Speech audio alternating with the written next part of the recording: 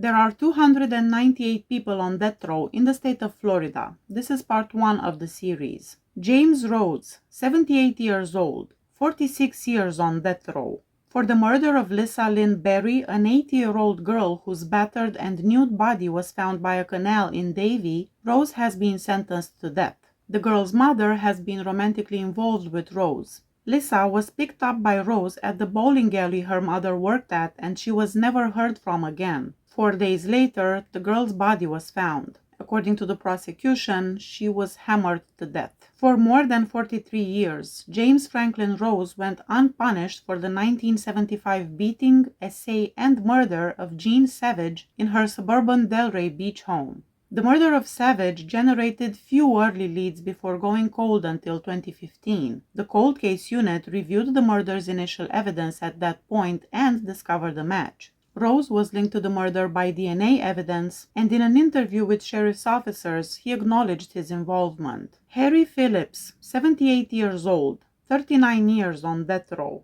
On August 31, 1982, a number of gunshots were reported close to the parole and probation building in Miami during the evening. Bjorn Svensson, the parole officer, was found dead from several gunshot wounds in the parking lot.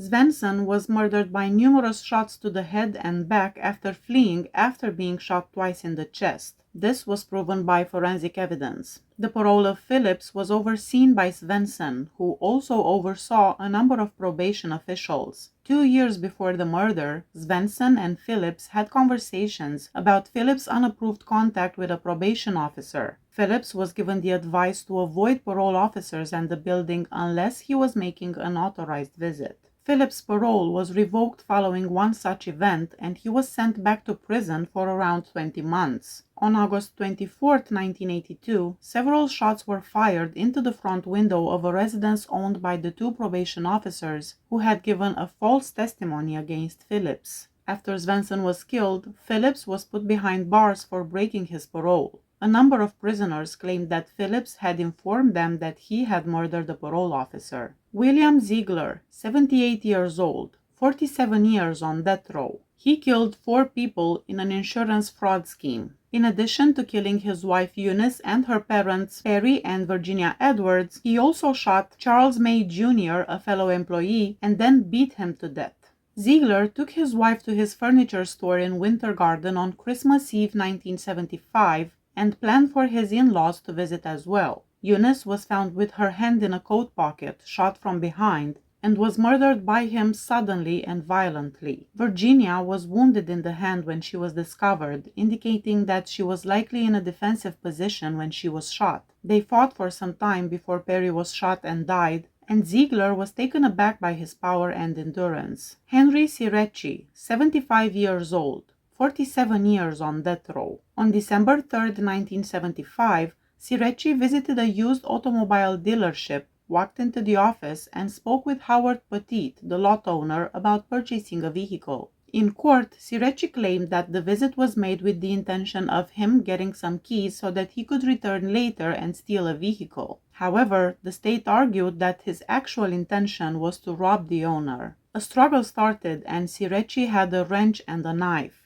Petit sustained many stab wounds, lacerations, and abrasions, according to the forensic evidence. There were a total of 55 stab and incision wounds on Petit's body, all of which were found on the chest, back, head, and extremities. The neck has also been slashed. The cause of death was severe internal and external hemorrhages. SIRECI allegedly stabbed Petit 60 times while striking him with a wrench, according to later evidence. Harold Lucas, 72 years old, 46 years on death row. For the 1976 murder of 16-year-old Anthea Jill Piper, Lucas has been waiting for death since 1977. Lucas, who later claimed to be drunk at the time of the murder, fatally shot Piper 7 times inside her home. He was found guilty of Piper's murder and the attempted murders of her 2 companions whom he had injured but managed to survive. Harold Lucas knew Jill Piper for 4 years, and they also used to date. One witness testified that Lucas stated they were going to get married. James Hitchcock, 67 years old, 46 years on death row.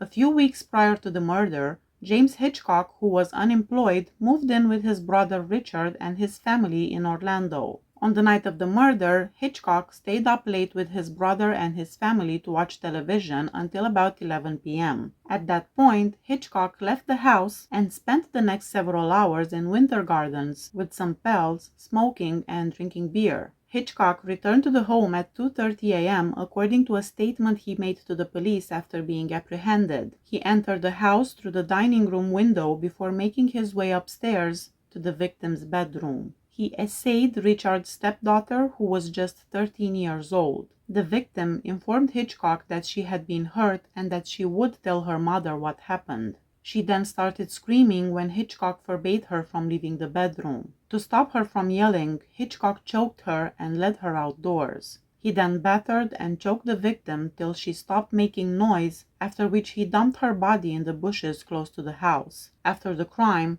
Hitchcock came home and took a shower before retiring for the night. Hitchcock claimed that shortly after the essay, his brother Richard entered the bedroom, brought the girl outdoors, and then he choked her. According to Hitchcock, he tried to stop Richard from strangling the girl, but it was too late. According to reports, Richard had assured Hitchcock that he had no plans to really murder his stepdaughter and that this was an accident.